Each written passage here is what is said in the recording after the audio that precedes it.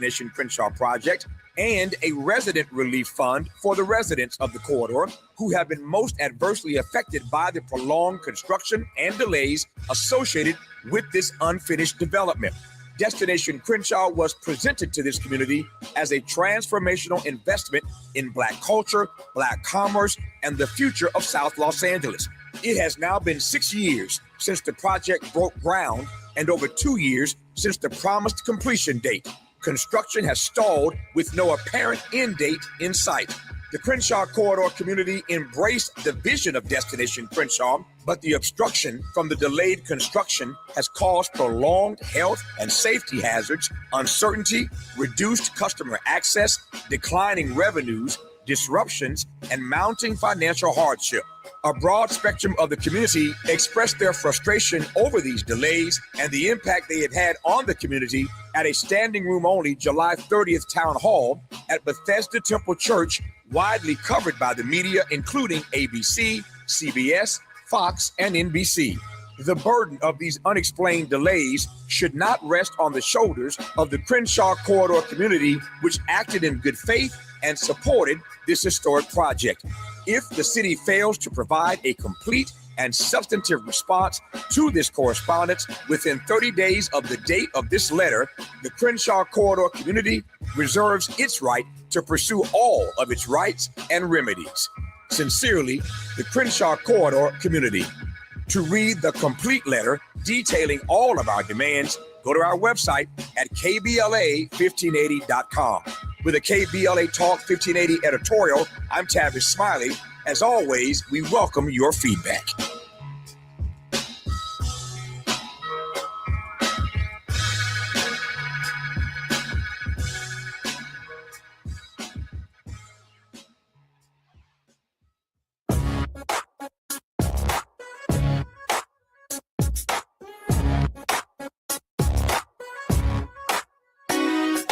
Jesse Jackson Jr. Show. Oh, oh, oh, oh, oh, oh. The Jesse Jackson Jr. Show. Oh, oh, oh, oh, oh. The Jesse Jackson Jr. Show. Oh, oh, oh, oh, oh. The Jesse Jackson Jr. Show.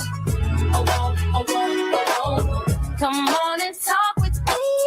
Come on and listen to me. Come on and talk with me.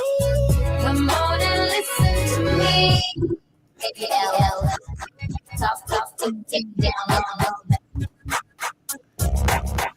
I'm Jesse Jackson Jr. It's Thought-Provoking Thursday on the Jesse Jackson Jr. Show. It was Ralph David Abernathy who said that a hopeless people are in a serious struggle. In fact, he said a voteless people is a hopeless people. And he also said a non-producing people are also hopeless.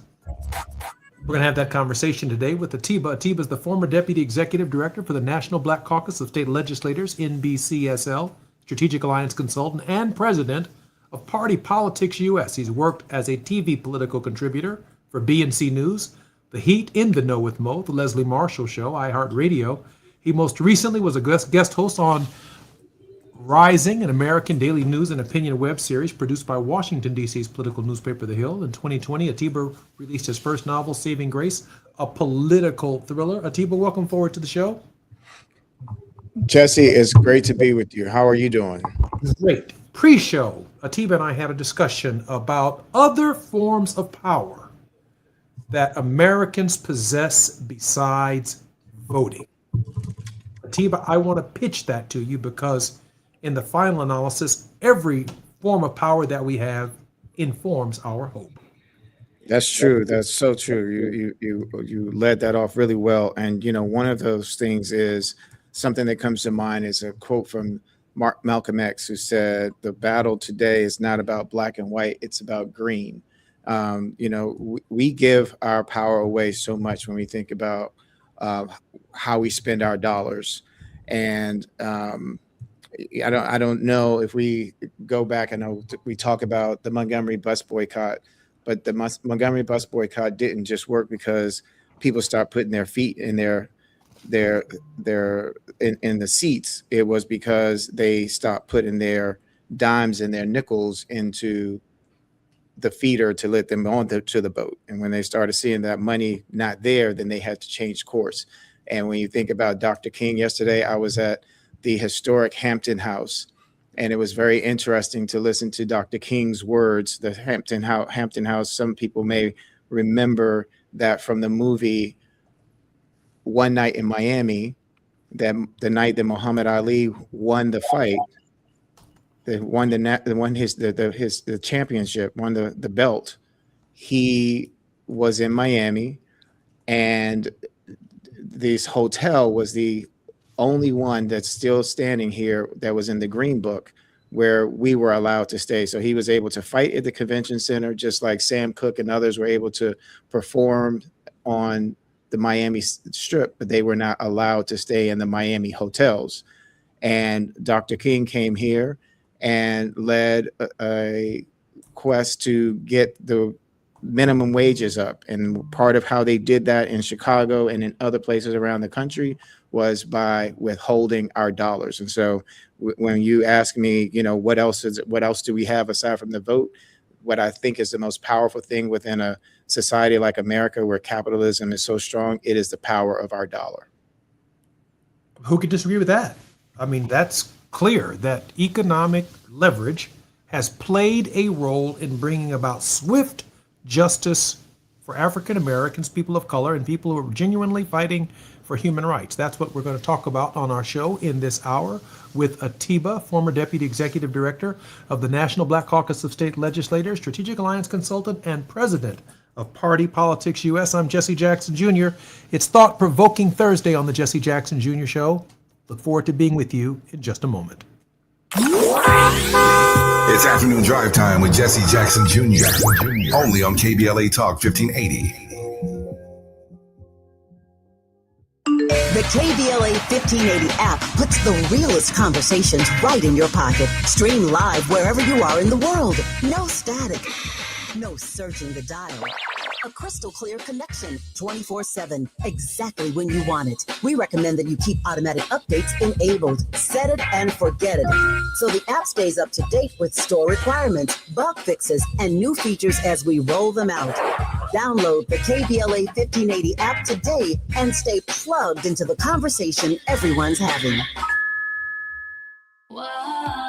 I love a girls' weekend, but my moderate to severe plaque psoriasis can sometimes take me out of the moment. Now I'm all in with clearer skin, thanks to Skyrizi, Risankizumab Riza, a prescription-only injection for adults who are candidates for systemic or phototherapy. You can usually find me in the kitchen, but my active psoriatic arthritis can limit me at times. Now I'm still in the mix with Skyrizi to treat my joint symptoms. With Skyrizi, most people with plaque psoriasis saw 90% clearer skin when measured from head to toe at 4 months. Or if you're an adult with active psoriatic arthritis, Skyrizi helps you move with less joint pain, stiffness, swelling, and fatigue. Don't use if allergic to Skyrizi. Serious allergic reactions, increased infections, or lower ability to fight them may occur. Before treatment, get checked for infections and tuberculosis. Tell your doctor about any flu-like symptoms or vaccines. There's nothing like clearer skin. There's nothing like better movement, and that means everything. Ask your doctor about Skyrizi. Visit skyrizi.com or call 1-866-SKYRIZI to learn more. Just in case you missed our Procrastination Crenshaw Town Hall. We've had neighbors who have had the garbage truck potentially swipe their vehicles because if you park just a little bit too much into the street, you're at risk of getting it hit. If you park too much forward or back, you can't get in and out of your own driveway. And if you're late for a meeting or an appointment, pretty big deal. I really hope we never have a major emergency on this street because being able to get fire department in and out would be very difficult. Personally, while the project goes well beyond anything that my husband and I are facing personally with our home, we do have a very large project within our house. We are very blessed to be in it, but it needs a completely new foundation. It is currently slipping into Crenshaw right now, and we cannot do that work because a concrete truck can't come in to actually do the work. So it's a bit scary for us in that manner. But there have been, there are numerous things that I know we will hear about today that everybody is facing on a daily basis. We really look forward to hearing what everybody has been going through and then trying to find a way to get the construction complete and move forward. Making sure they follow through. We're KBLA Talk 1580.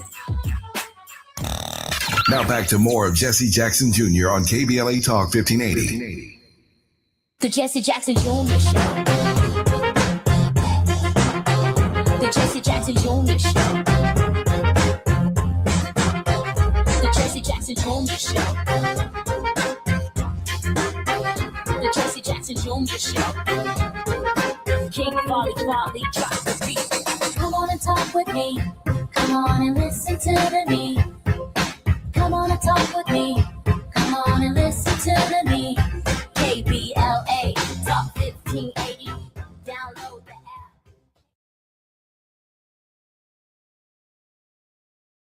So we're in conversation with Atiba on Thought Provoking Thursdays on the Jesse Jackson Jr. Show. Atiba, welcome forward.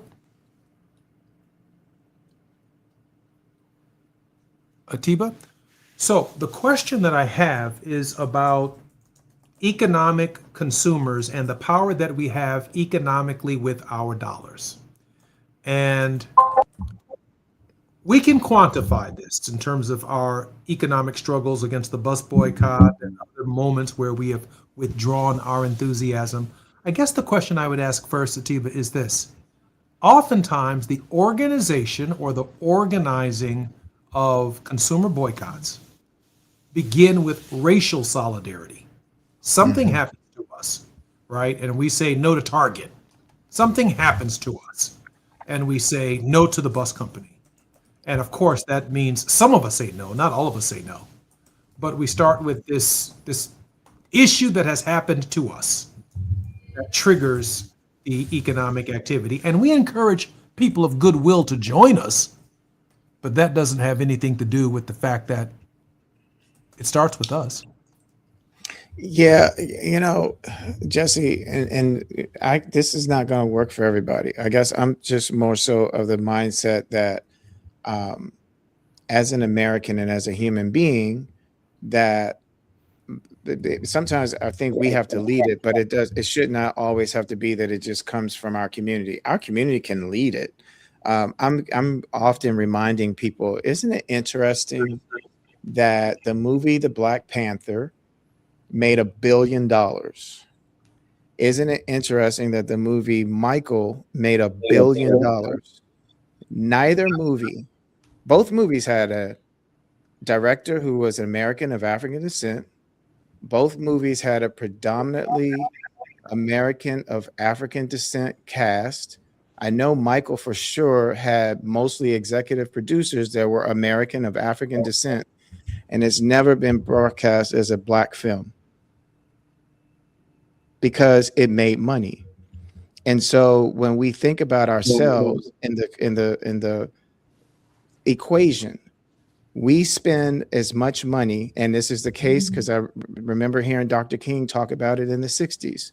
We spend as much money as many smaller countries or as some countries in the world. We have power.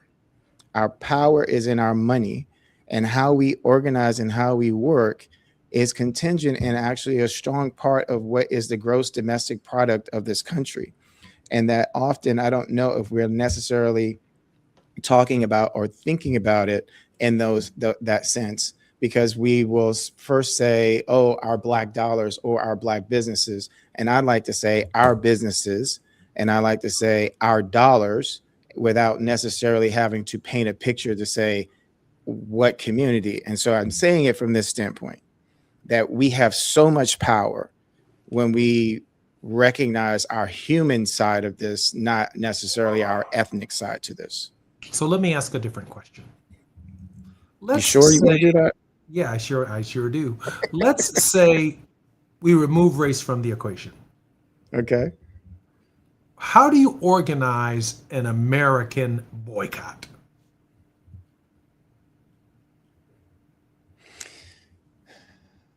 I think you do it. You just organize, Jesse. You know, I think oftentimes we're looking at how, because it's tangible, because you can actually say, okay, this is what our dollars did. But I've been working on healthcare policy for 26 years.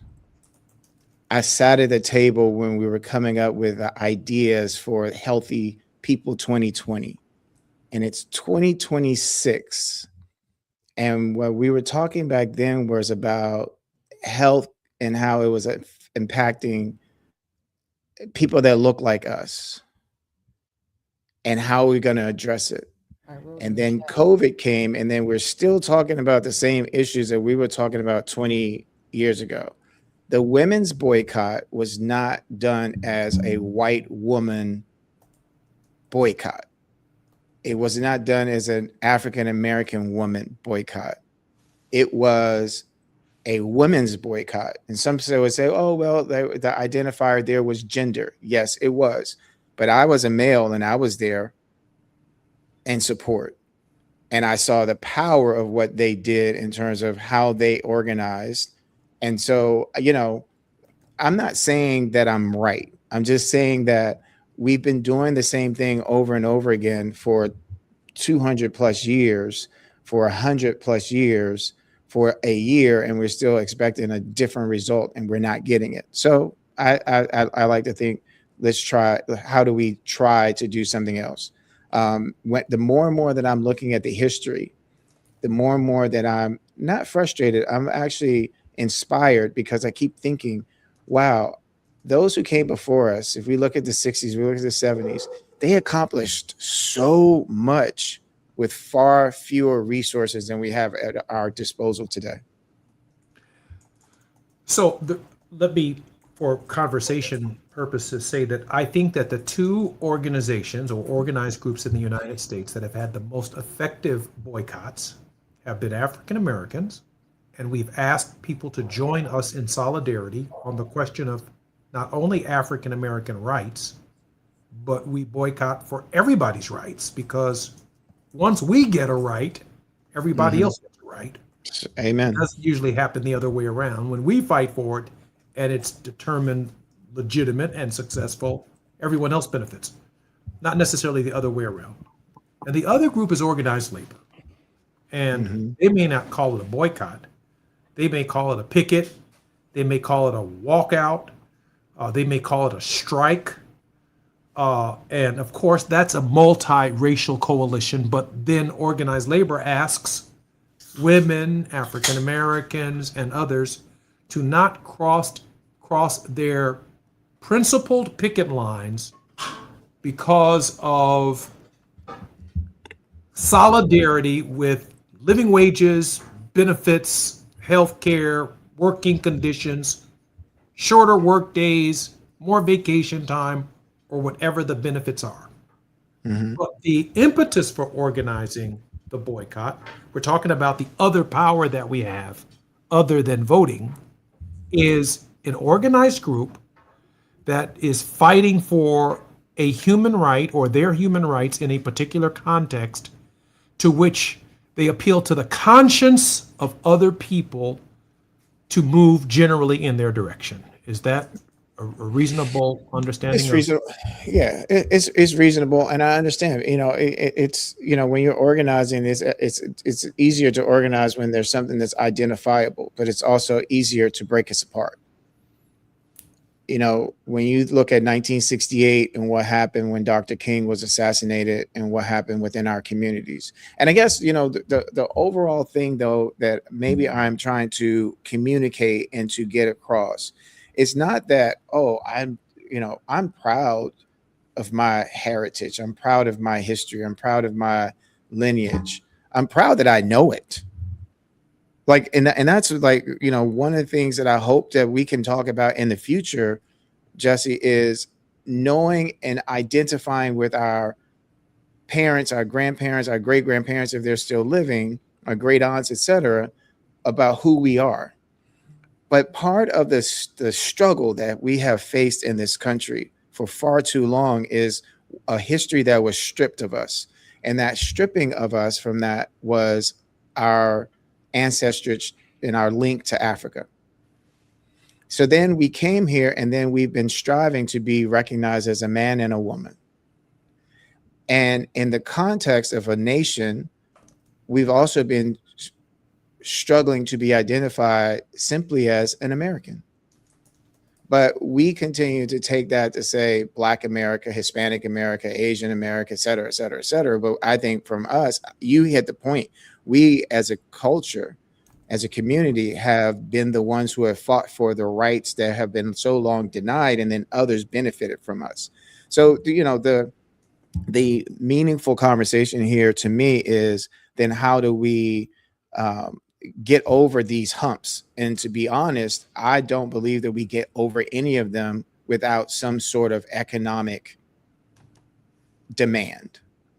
We've seen your father do it. We've seen Reverend Sharpton do it. We've seen others do it, but we don't get, and this is not, when we look at what happened when things were desegregated, we ran.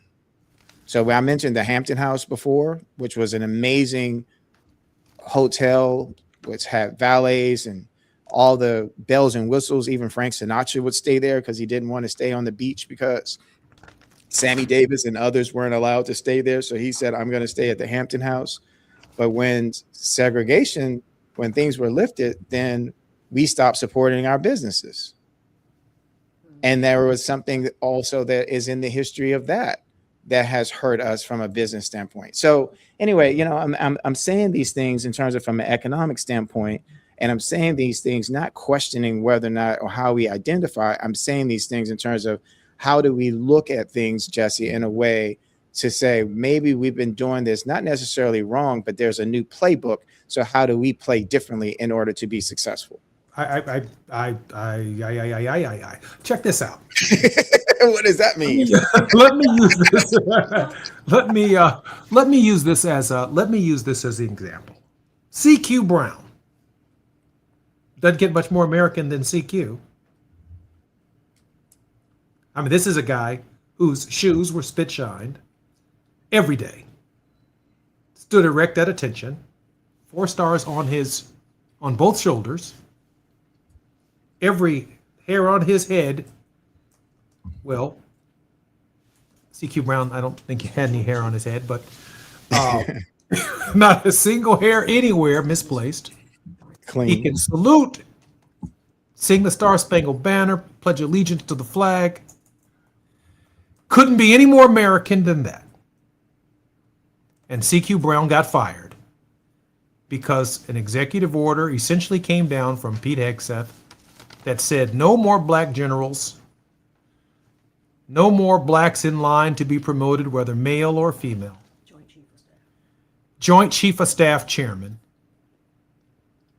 How does this, I'm an American and I don't want to identify with that which I was directly attacked as, something I cannot change, my skin color, when the policy itself comes from on high, from someone unqualified to hold the position that offered the directive in the first place. And that does not exclude the $56.8 billion request that he just made for more missiles because the U.S. has run out of missiles and we don't have enough missiles to defend ourselves because we've expended a significant number of the magazine and our cache in Iran. And they did not notify the president of how low our missile stockpile was. It still goes back to money, right? Well, it goes back to, I think CQ Brown was more competent, would be more competent. I agree. I believe that he would have been too. And I believe that there's a whole slew of people that are there that we could put forward that are better qualified. But it still always goes back to what we do with voting, right? It still will go back to what we do with our dollar. It also still goes back to what is our demand. So to march without a demand, and a demand is not strengthened without the power of withholding our dollar. So, I've been thinking about this lately, and I'll just throw this out. And I know I've mentioned this before on the show, that the power of us organizing to march to go vote, because I keep having this image of like what we saw in Selma. I keep having this image of the long lines of men and women who stood for days to vote in South Africa. And what I think about is, what if we just said, hey, now I'm not saying for a month. I'm not saying for a week. One day, let's just ask people in general, don't spend any money on gas. Don't spend any money on, just pick one thing and say, we're not going to spend money. Not African-American community, not Hispanic community, but instill and just put out a message to people. Don't spend any money today, and see what the attention comes from. Because when people start this report of how much money didn't get spent on that day, they're going to start thinking, what will happen if we don't spend money tomorrow and the next day? But you got to start with one day first. And then people can then start to say, we have a demand, but we can't demand something. We can't expect to get something from marching if we don't have a demand, and we can't get the demand if we don't have any leverage. And our leverage is our dollar. I'm Jesse Jackson Jr. You're listening to the Jesse Jackson Jr. Show on KBLA Talk 1580. We're talking about leverage and what power we as a people have other than voting. I'm Jesse Jackson Jr. More on KBLA Talk 1580 when we come forward. It's afternoon drive time with Jesse Jackson Jr. Only on KBLA Talk 1580.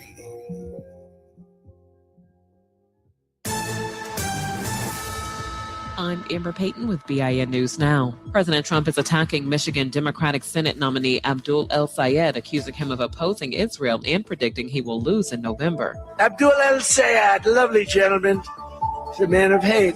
El Sayed defeated Congresswoman Haley Stevens in the Democratic primary and will face Trump-backed Republican Mike Rogers. Former President Barack Obama marked his 65th birthday this week with a round of golf on Martha's Vineyard. Obama played at the Vineyard Golf Club with Golden State Warriors star Steph Curry. Celtic star Jason Tatum also played at the club in a separate group. And rapper Drake reportedly gave away more than $1 million in cash and luxury gifts at his annual Strong Women, Stronger Drinks event in Toronto. Women received checks worth up to $100,000 along with vehicles, Birkin bags, and other high-end prizes. Get BIN News Now on demand 24/7 on the iHeartRadio app. For victims of drunk and drug driving, our grief is unique. But you are not alone. You always have a place at MAD. Call our 24-hour victim helpline at 877-MAD-HELP or visit mad.org. This is the KBLA Sports Minute with Ray Richardson. The Dodgers off day today comes at a good time. They need one. The Dodgers have lost 6 straight games after losing to the Cubs 7-6 Wednesday night in Chicago. The Cubs swept the 3-game series. The Dodgers are now 4-8 since their hard-headed trip to the White House on July 23rd to celebrate last year's World Series championship with Trump. A lot of folks, most of them Dodgers fans, told them not to go. Now look what's happening. 2 weeks ago, the Dodgers had the best record in Major League Baseball. Today, that distinction belongs to the Milwaukee Brewers. Milwaukee is 2.5 games up on the Dodgers. The best record at the end of the regular season has some value. It gives a team home field advantage throughout the playoffs and World Series. We're 2 months away from the end of the regular season, but the Dodgers need to get things in order. No debates, no speculation, just the info you need. That's your KBLA Sports Minute. I'm Ray Richardson on KBLA Talk 1580.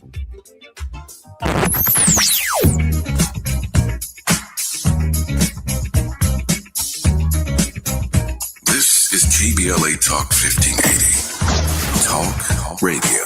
That's music to your ears.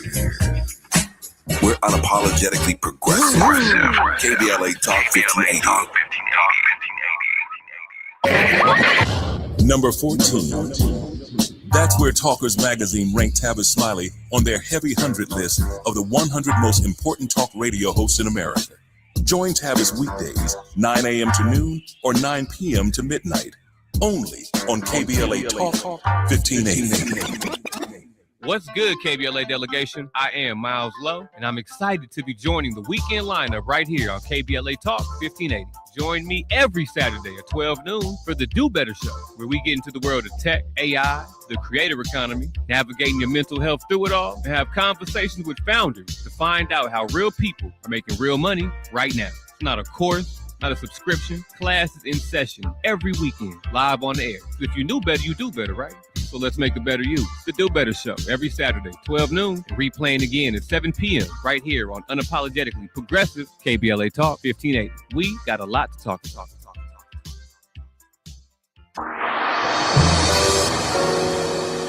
Ooh-wee, Fridays just got better. What's up? I'm Amanda Seals, and this is your invitation to come and sit with me. Yes, get seated as I do my thing on KBLA Talk 1580. We're talking noon to 2 p.m., then back again 4 to 6 p.m. Same day, same station. Bring your opinions because you know I'm going to have mine. Bring your questions because you know I got answers. And bring yourself because, baby, we want you to be authentic at all times. Fridays on KBLA Talk 1580. I'll be waiting. Join me. Don't be anxious or confused about AI. Take control of your career when you get the skills to tackle real business problems and design specialized solutions. HR Dive reported that entry-level talent with applied AI credentials can receive up to a 25% salary boost. But where do you find training that you can trust? Future-proof your career and deliver more value with Humans Lead the Way AI. Their hybrid learning courses use practical definitions, real-world examples, and strategic insights to help you and your team understand AI with confidence. No magic, no hacks, no shortcuts. Just practical knowledge that helps you use AI more successfully. Don't wait. AI can never replace people who know how to use it well. Register for courses today at humansleadtheway.com. That's humansleadtheway.com. Are you drowning in IRS tax debt? With Civic Tax Relief, they were able to save me upwards of $80,000 that I would have had to pay had I not reached out to them. Get ready for a toll-free hotline. Take advantage of new IRS tax forgiveness programs that may protect you from IRS collection agencies. I owe the IRS $37,000. They have the power to garnish your wages, put liens on your property, and levy your bank account. Civic Tax Relief can help protect you from the IRS. Civic Tax Relief basically represented me against the IRS. By the time everything was completed, I didn't owe the IRS anything. Find out about the Fresh Start program that is now available through Civic Tax Relief. Civic Tax Relief's special tax hotline can help you discover all the relief programs available for free. I would recommend anyone who has a tax problem to contact Civic Tax Relief. Just call 800-285-3500, 800-285-3500. Don't wait. Call now. 800-285-3500, 800-285-3500. You're listening to Jesse Jackson Jr. on KBLA Talk 1580. The Jesse Jackson Jr. Show. The Jesse Jackson Jr. Show. The Jesse Jackson Jr. Show. The Jesse Jackson Jr. Show. King Wally drops the beat. Come on and talk with me. Come on and listen to the me. Come on and talk with me. Come on and listen to the me. KBLA. I'm Jesse Jackson Jr. Welcome forward to the Jesse Jackson Jr. Show on KBLA Talk 1580. It's Thought-Provoking Thursday, and one of our most thoughtful contributors is none other than Atiba, former Deputy Executive Director for the National Black Caucus of State Legislators, Strategic Alliance Consultant, and President of Party Politics U.S. Atiba helps me sharpen my metal, and I certainly hope that I sharpen his. Atiba, welcome forward to the show. You most definitely do. Thank you, Jesse. Atiba, let me ask you this question, because I think the most effective boycotts, if you will, or general strikes, if you will, in the last several years, but certainly in the last year, has been the No Kings March. It has delivered a universal message around the country and around the world about tyranny and the preservation of democracy. I believe that has been an effective message. But it took an impetus. The Supreme Court of the United States giving unprecedented power to the President of the United States, and then the behavior of the President with that new power to trigger the reaction from the people that led to No Kings. And one of the beautiful things about it is the march itself has evolved now to include Robinson versus Calais, the attack on women. I would suspect if there's another No Kings March, Mississippi and their behavior in terms of justice will be front and center. It evolves to incorporate the legitimate grievances of a people. I think before that, obviously during the COVID, was the reaction of the world to seeing Derek Chauvin's knee on the throat of George Floyd. Amen. And Yes. corporate America then turned and responded by saying, what? We haven't done enough. They began promoting black executives and appointing members to their board and building stores and making commitments to black scholarships and HBCUs because they concluded we've not been enough. We've been silent, or we have never seen or paid attention to the kind of behavior that average, ordinary citizens who are also our customers are actually going through in the parking lot of our stores in our communities that we claim to be a part of. That was George Floyd. Yes. So help me here. When these boycotts work, it's usually some kind of impetus that our producer said is seen on camera and evident, and then the reaction creates the organization. Yeah, I mean, it is. And so what do we do with that? We have the resources available to us. What do we do with that? Part of our, I don't want to say our shortcoming, but part of what happens with us, myself included, is we have a short-term memory. So unless you said this last week, you kept talking about hope and that, what was it? Being disciplined, the need to be disciplined, right? So often we don't have the coaches and the people who are navigating us, either because, in my opinion, they're spending more time trying to be out front as opposed to doing what Nelson Mandela said, that leading people is like guiding sheep. If you are out front, when you get home, you can bet you won't have any sheep. What you have to do is guide from behind, okay? And part of that guiding is putting, in people's ear, like, we've got to keep sharing this. We've got to keep sharing this because we share. And then all of a sudden, the way the other side works is that then they do something else to distract us. And we have to figure out how we stay focused. I mean, if you think about voting rights and the work that it took to get voting rights bill passed, it took a great deal of hope that if we do these things, if we stand out here, if the people, as our producer said, see us get beat, then it will change the hearts of people. And so we've got to figure out, oftentimes we're talking about, well, they won't let us. Well, we have to keep being remindful. And one of the things I'd like to remind of is a clip of a man. His name was Booker Wright. And Mr. Wright was a waiter in Greenwood, Mississippi, who worked in a Only Them restaurant while also owning his own cafe in our community. And in 1965, he appeared in an NBC documentary about race in Mississippi. And I'd like for us to take a listen to that. I spoke to him about that. He says, well, I have a bar. I could do it at my place. I don't know how I'd use the menu. It's far apart from what we wanted to do. But anyway, I said yes. So we went to his place the next day, and he put on his white apron, and he gave us a show that just rocked me. Glad to see y'all. We don't have a written menu. I'll be glad to tell you what we're going to serve tonight.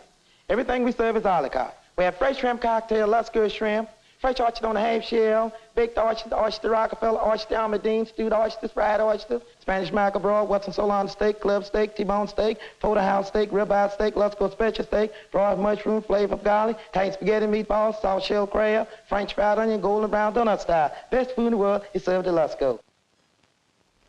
But then something happened that was so unusual and so fantastic.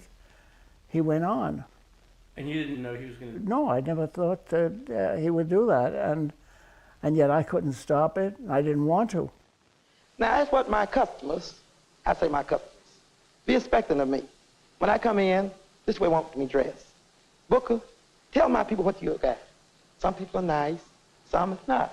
Some call me Booker, some call me John, some call me Jim, some call me nigga. All of that hurt, but you have to smile. If you don't, what's wrong with you? Why are you not smiling? Get over there and get me so-and-so and so-and-so. There are some nice people. Don't talk to Booker like that. Oh, his name is Booker. Then I got some more people come in real nice. How you do, waiter? What's your name?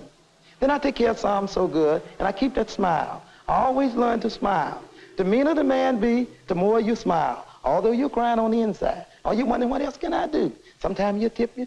Sometimes you say, I'm not going to tip that nigga. You don't look for no tip. Yes, sir. Thank you. What did you say? Come back because I take care of you. Don't talk to him like that. That's a good nigga. That's my nigga. Oh, yes, sir, boss. I'm your nigga. I'm trying to make a living. Why? I got 3 children. I want them to get an education. I wasn't fortunate enough to get an education, but I want them to get it. And they are doing good. Night after night, I lay down and I dream about what I had to go through with. I don't want my children to have to go through with that. I want them to be able to get the job that they be qualified. That's what I'm struggling for. I don't want this and I don't want that, but I just don't want my children to have to go through what I go through with. Hey, tell that nigga to hurry up with that coffee. I'm on my way. So that's what you have to go through with. But remember, you have to keep that smile.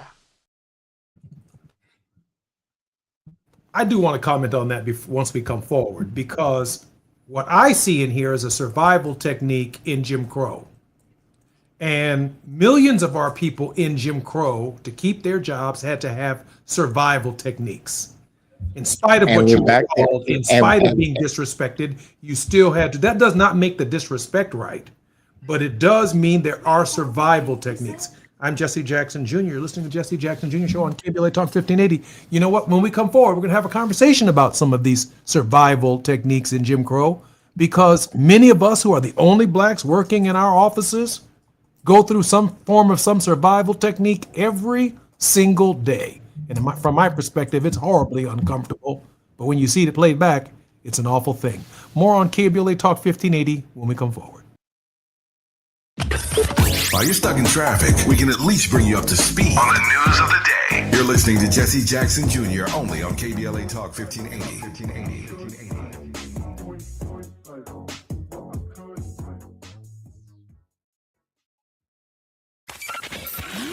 Just in case you missed our Procrastination Crenshaw Town Hall.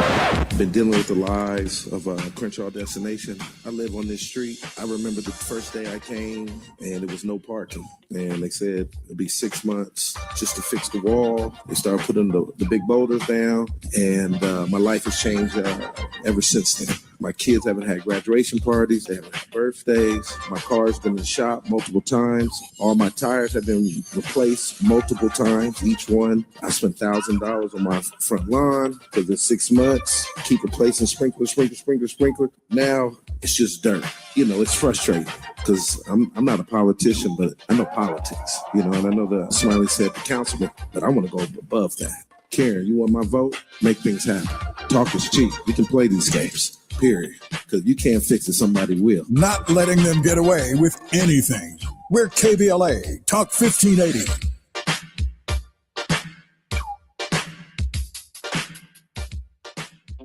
Are you feeling the heat? LADWP can help you stay cool this summer and save money. Through the Cool LA program, eligible customers can receive instant rebates of up to $275 on new portable, window, and wall air conditioners. Shop the Cool LA marketplace today and beat the heat and save. Learn more and apply at ladwp.com/cool-LA.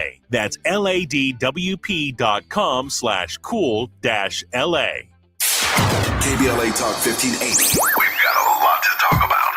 KBLA Talk 1580, connecting you with services and solutions. These are hard times for housing in America. Too many in our community face barriers to safe housing, behavioral health care, and affirming spaces for healing, particularly those impacted by poverty and stigma or incarceration. Rooted in South LA, Ahmad supports impacted communities through housing, wellness, and leadership development. Ahmad provides culturally responsive, peer-led support from transitional housing and mental health services to leadership development and youth empowerment. They offer safe, affirming houses for youth, transgender women, and formerly incarcerated individuals. Therapy and peer support with a focus on healing trauma in Black communities. HIV prevention and care, free testing, education, and wraparound services for whole person wellness. Standing in the gap with health, housing, and hope. Reach out to Ahmad Institute at 323-569-1610. That's 323-569-1610. Or visit amaad.org. This is a community call to action from KBLA Talk 1580. KBLA Talk 1580. We've got a lot to talk about. KBLA Talk 1580 joins you in standing for voting rights. The midterm election campaign season is here now. The 2028 presidential election is right around the corner. When We All Vote is a leading national nonpartisan initiative on a mission to change the culture around voting and to increase participation in each and every election by helping to close the race and age gap. Created by Michelle Obama, When We All Vote brings together individuals, institutions, brands, and organizations to register new voters across the country and advance civic education for the entire family and voters of every age to build an informed and engaged electorate for today and generations to come. When We All Vote empowers their supporters and volunteers to take action through voting, advocating for their rights, and holding their elected officials accountable. It's all in for 2026 and 2028. Please visit whenweallvote.org to stand up for your rights, voting rights. This is a community call to action from KBLA Talk 1580. Let's begin now.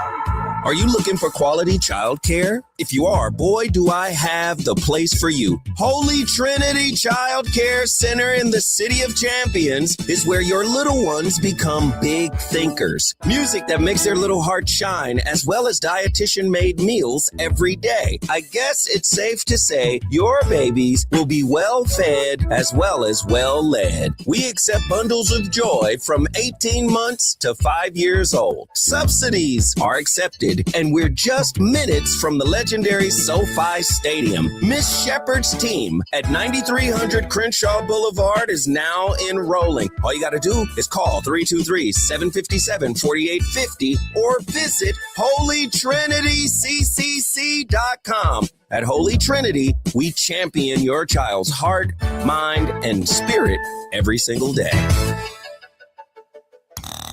Now back to more of Jesse Jackson Jr. on KBLA Talk 1580. The Jesse Jackson Jr. Show. The Jesse Jackson Jr. Show. The Jesse Jackson Jr. Show. The Jesse Jackson Jr. Show. King Folly drops the beat. Come on and talk with me. Come on and listen to me. Come on and talk with me. Come on and listen to KBLA Talk 1580. Download the app. I'm Jesse Jackson Jr. Welcome forward to the Jesse Jackson Jr. Show. We're in conversation with Atiba, former Deputy Executive Director for the National Black Caucus of State Legislators. Hey, Atiba, welcome forward to the show. Good to be here, Jesse. Hey, I'm glad you're here. So let me comment on that video that I just saw. Can we do something though before we go to the next one? Sure. Because I think it'll round out the conversation. There's a second clip to that, almost kind of like the other side that I'd like if we have it. Okay, so I've just been told by the producer that we don't have the clip available, so what I have to operate with for the next 9 minutes is what we do have available. I believe there are techniques that every black person during Jim Crow had to go through in order to survive. That is part of our resilience. Mm-hmm. And the absence of any video or clip today, to the contrary, I got to fix that. No. Because it doesn't matter if you are in the Jim Crow South or you're in a corporate boardroom and you're the only black woman or the black male there. There is a standard and a process that, unfortunately, the idea of being the first and the only creates that does go to the heart of our dignity. And I can't think of a more compelling case for the importance in that space and in those spaces in my lifetime than the role that Jesse Jackson played, the role that Al Sharpton plays, or even the role right now that Tavis Smiley is playing with the city council in Los Angeles about Destination Crenshaw, challenging every aspect of it, because if we don't challenge or agitate, change will not come. It doesn't happen on its own. Change is not self-executing. Atiba? And I think that I think they may have the clip, but I would say this. In order to win, what I've learned is that you have to understand the other persons or other groups that you're fighting, how they think, how they feel. And oftentimes when I'm seeing some of this, if there's anything, because it takes a lot for me to get frustrated, but if I get frustrated, it is, okay, we're only thinking about it from our perspective. It's one of the most amazing things about American history is that we often want to tell the story, because that's the way that those at the top have done it, to tell the story from their perspective when there are multiple perspectives and when we're looking at the same thing. And as it relates to what you said, I think you hit it on the nail, Jesse, in terms of the dignity, because that's what it really, for me, keeps boiling down to. It's our dignity and the dignity of Mr. Wright. The fact that he had an agenda and he did have to suck it up, and he sucked it up because he wanted to make sure that his next generation had a better life than his. And often what we are compounded with and confounded with today is, one, there is a lost sense of dignity that we don't talk about, but a lot of that is because we don't talk enough about our shared history so that we know exactly who we are and how strong we are and how smart we are and how often we have outwitted and outsmarted other people. I appreciate that. I think that's, I think, again, that those are tools and tactics and techniques.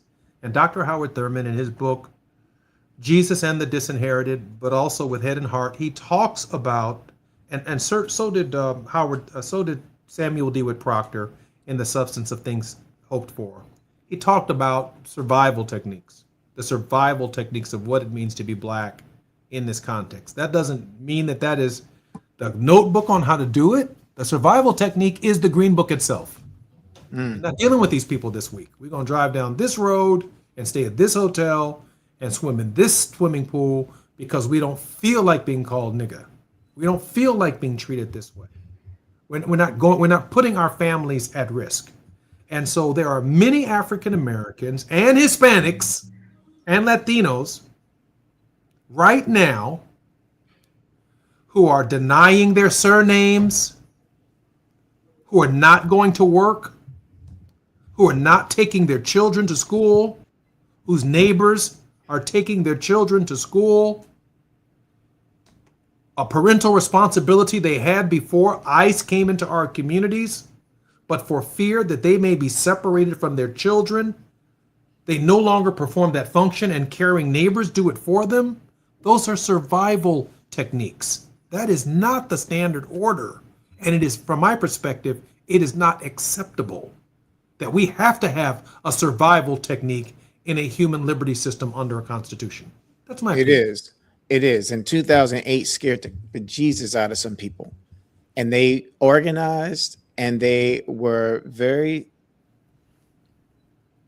focused on what it was that they wanted to achieve. And right now, they're getting the better of us because we took voting for granted, because we thought we had suddenly arrived, because we stopped telling our history. And then we get upset when they say, oh, they're going to take this away from us. They're going to do this. It is up to us to step up and to recognize that, yes, we held a great responsibility for the Mr. Rights in the world, for those who survived Jim Crow, for those who survived the Middle Passage and went through slavery. And if we don't tell our stories of the Robert Smalls, if we don't tell our stories of the Fannie Lou Hamers, then we lose track of who we are and how strong we are and how we have overcome and how we will overcome again. Absolutely. There's no doubt about it. The resilience, the persistence of our people, in spite of it all, is exactly the context within which the Negro National Anthem, all three verses are written. Especially that verse about moving through the blood of the slaughtered. We have come over a way. That stuff right there. That narrative that binds what took place during those periods in our history with the modern narrative are important. Because I don't believe at Mar-a-Lago and some of these highfalutin places that are taking place by this administration, which is narrowly focused on white supremacy and taking away the progress that we've made, not on our own, but under the Constitution of the United States, that is deeply troubling and problematic for all of us. Hey, Jesse. Our conversations are the most interesting. Yes, Jesse, sir. I just got to put my 2 cents in. White insecurity, because there's fragility at its best. Absolutely. I'm Jesse Jackson Jr. We've been in conversations with Atiba. When we come forward on KBLA Talk 1580, Johnny Mack will be right there with him in the Global Village. More when we come forward on KBLA Talk 1580. KBLA 1580 Santa Monica.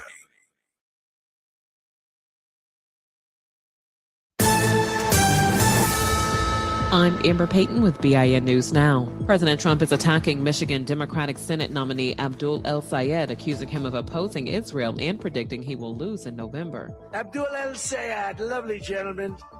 He's a man of hate. El Sayed defeated Congresswoman Haley Stevens in the Democratic primary and will face Trump-backed Republican Mike Rogers. Former President Barack Obama marked his 65th birthday this week with a round of golf on Martha's Vineyard. Obama played at the Vineyard Golf Club with Golden State Warriors star Steph Curry. Boston Celtics star Jason Tatum also played at the club in a separate group. And rapper Drake reportedly gave away more than $1 million in cash and luxury gifts at his annual Strong Women, Stronger Drinks event in Toronto. Women received checks worth up to $100,000 along with vehicles, Birkin bags, and other high-end prizes. Get BIN News Now on demand 24/7 on the iHeartRadio app.